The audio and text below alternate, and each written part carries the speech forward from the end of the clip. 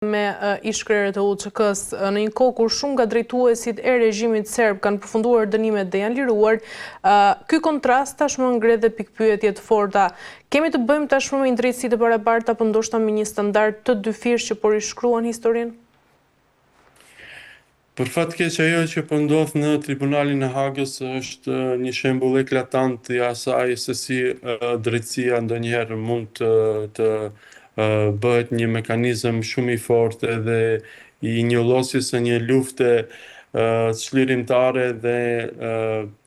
e një çlirimi i cili ka pasur aspiratat e veta me shekuj dhe në fund të arrit të bëhet me ndihmën edhe të faktorit ndërkombëtar që duke pas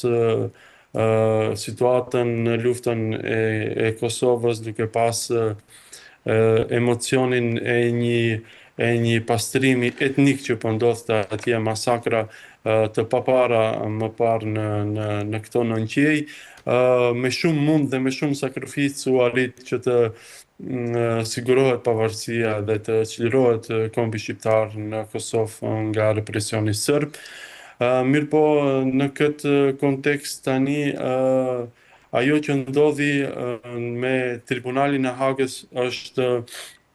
problematike që në piknisjen e saj, shkaku se imagjinoni nuk ka një shembull të tillë në botë ku një popull pas një lufte çlirimtare përballet me drejtësinë në nivel ndërkombëtar. Ktu më përpara ka pasur disa shembuj, për shembull Algjeria kur ka siguruar pavarësinë e saj nga Franca, njashtu është përballur çlirimtarët e saj me një lloj gjykimi, por ka qenë nga gjykatat franceze, njashtu edhe Irlanda kur siguroi pavarësinë nga Mbretëria e Bashkuar, ka pasur disa tentativa për t'i gjykuar çlirimtarët e Irlandës, mirë po në situata të gjykatave të Britanisë, ajo që po ndodh tani me Kosovën është që është krijuar një tribunal ndërkombëtar për të gjykuar krerët e UÇK-s për luftën të cilën u bë për çlirimin e Kosovës. Prandaj që në piknisje dhe vërejtjet që kanë ardhur nga shumë anë që ky tribunal mos të marrë trajtën e duhur dhe mos të votohet në Kuvendin e Kosovës, apo dëshmon që kanë qenë shumë me vend dhe për fat të keq një vendim i tillë, një miratim i tillë në Kuvend nuk do ishte mirë që të kishte ndodhur, shkaku se i shohim pasojat dhe prokuroria ka bërë kërkesën e saj që ish-krerët e UÇK-s të dënohen me nga 45 vite burg, që është një dënim drakonik, do kisha thënë, sa u përket gjithë procesit, gjithë pjesës organizimit edhe të padis dhe të përmbledhjes së fakteve. Ky proces, jo sepse ne shqiptarët e gjykojmë ashtu, po del që është më tepër një lloj amnestimi i represionit serb ndaj popullatës civile në Kosovë, për shkaku se po ndodh ajo të cilët edhe ne nuk kemi dashur ta besojmë se do të ndodhte, faktikisht viktima të gjykohet për të bëmat të cilat me shekuj dhe sistematikisht i kanë bërë represori serb në këtë rast, dhe duke gjykuar këtë tribunal si të parin e llojit vet edhe në suaza ndërkombëtare, sigurisht që ne si shqiptar duhet ta dënojmë këtë lloj gjykimi që u bëhet krerëve të UÇK-s, shkaku se këtu nuk po njollosen vetëm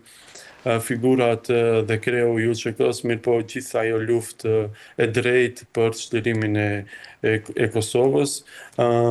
Këtu në sa i përket edhe Maqedonisë së Veriut, faktori shqiptar këtu, por edhe Shqipërisë dhe gjithë shqiptarëve në rajon, por edhe në botë kudo që janë, jemi të një mendimi, jemi në suport dhe në përkrahje të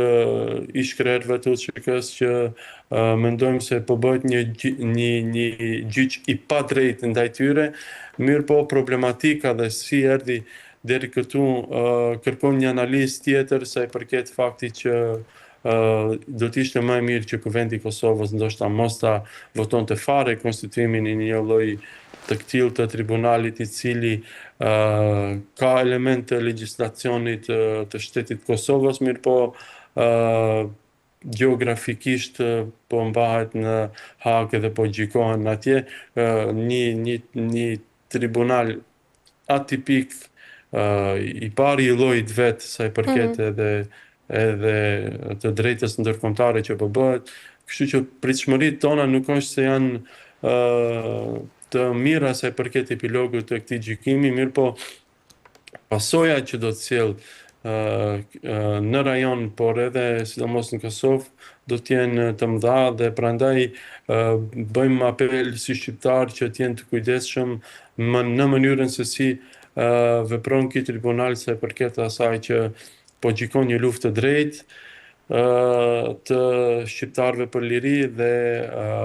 ish-krerët e UÇK-s duhet të lirohen dhe të jenë pranë familjeve tyre. E qartë. Mirë, zoti Rezi, për ta mbyllur, ndërkaq bën dhe dy krahasime pra dy realitete, por sigurisht pa humbur dhe kontekstin historik dhe atë moral. Regjimi i Milošević operonte me aparat shtetëror, ushtri, polici, zinxhir komandimi institucional dhe strategji të dokumentuara represive. Ndërsa UÇK-ja pra lindi si një realitet tjetër pa shtet, këtu pa institucione, por edhe si një reagim ndaj dhunës sistematike të ushtruar. Pra, si krahasoni këto dy realitete të ndryshme? Ajo që thatë edhe ju është e pakrahasueshme mënyra e veprimit të njërës instancë dhe të tjetrit formacion, do kisha thënë, çlirimtar të UÇK-s. Mirë po, ajo që vlen të thuhet është që me sa e kam ndjek edhe unë procesin në Hag, thuajse askush nga dëshmitarët nuk ka lënë të kuptohet apo nuk ka dhënë informacione të besueshme se ndonjë thyerje e ligjeve të luftës e pretenduar se është bërë nga formacioni i UÇK-s ka ndodhur nga zinxhiri komandues i një organizate të atill jo shumë mirë të konsoliduar, do kisha thënë si formacion edhe ushtarak, mirë po nuk ka askund fakte se krerët e UÇK-s kanë pasur ashtu urdhra edhe për ndonjë pretendim për ndonjë thyrje të ligjeve të luftës apo thyrjeve të ligjeve ndërkombëtare sa përket procesit të luftës, kurse ka hëna tjetër përveç presionit dhe tentimit për pastrim etnik bërë nga Miloševići në Kosovë, të kemi parasysh kanë funksionuar edhe grupe para-ushtarake të cilat njihen për krimet makabre që i kanë bërë edhe në Bosnjë, por edhe në territorin e Kosovës dhe gjithë aparat luftarak dhe shtetëror mbi popullatën civile të pambrojtur i ushtruar dhe në fund të epilogu del që fare pak tribunali ndërkombëtar ka arrit që të dënoj këtë kriminal të luftës, ndërkaq një formacion ushtarak i krijuar për mbrojtje të popullatës civile dhe për sigurimin e pavarësisë së shtetit të Kosovës të gjykohet në këtë mënyrë është e padrejtë, e pamoralshme dhe një lloj i ri i asaj që ndoshta për herë të parë viktimat po dënohen më tepër se agresorët, duke pas parasysh që nuk ka asnjë lloj fakti dhe prova për akuzat të cilat ju ngriten i shkrerëve të UÇK-s. Në gjykimin tim dhe në gjykimin e shumë shqiptarëve, ky tribunal ka dështuar që të siguroj paanshmërinë sa i përket kësaj çështje, duke pas parasysh që po gjykohen krerët e një organizate luftarake e cila ka qenë në mbrojtje të popullsisë civile dhe ka ndaluar ndoshta që për masat e krimeve sërbe në popullatën civile të jenë edhe më të mëdha, edhe pse janë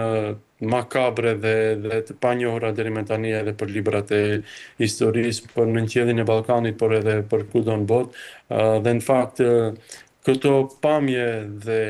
ky lloj dhune të ushtruar nga ushtria serbe ndaj popullatës civile ishin edhe shkaku që u vendos që Shtetet e Bashkuara me ndihmën e aleatëve të tyre të NATO-s edhe të intervenojnë për ta ndalë gjakderdhjen dhe krimet e mëtutjeshme, duke mos i respektuar edhe atë parimin e konsensusit të brendshëm